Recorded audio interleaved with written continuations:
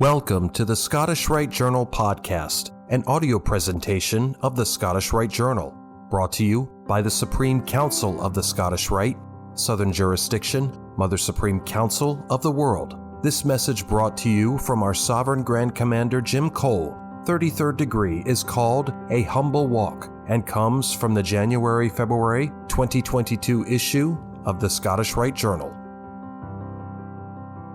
Hello, Jim Cole here, Sovereign Grand Commander, and I want to share with you my article from the January-February 2022 issue of the Scottish Rite Journal.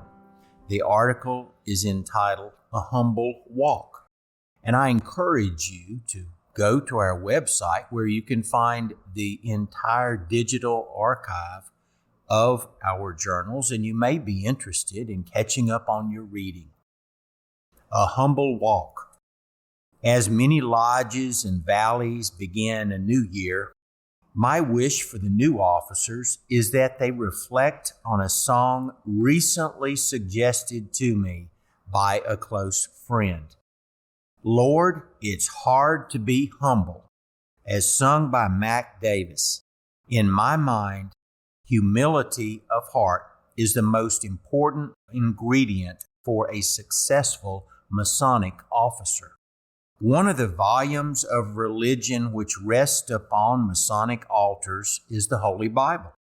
One of my favorite verses in the New King James Version is Micah 6:8. He has shown you, O man, what is good. And what does the Lord require of you, but to do justly, to love mercy, and to walk humbly with your God? Leaders of all sorts, whether the captain of the Sandlot baseball team, an officer in a local church youth group, or an elected official, all need humility. They will all improve their chances of succeeding as leaders by acting more justly, showing more mercy to others, and walking with a little less swagger. Masonic leaders must remember the basic Masonic teaching that we live among one another on the level.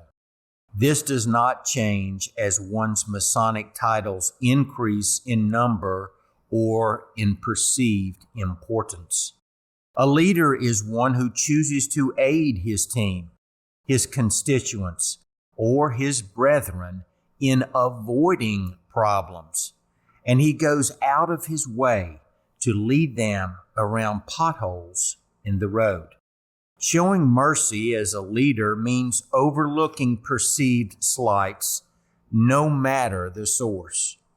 20 years ago, as Grand Master, I had made it my goal to shake everyone's hand at an event, but I somehow missed one man, one brother. He voiced his hurt and displeasure to a mutual friend of ours, who advised me the following day.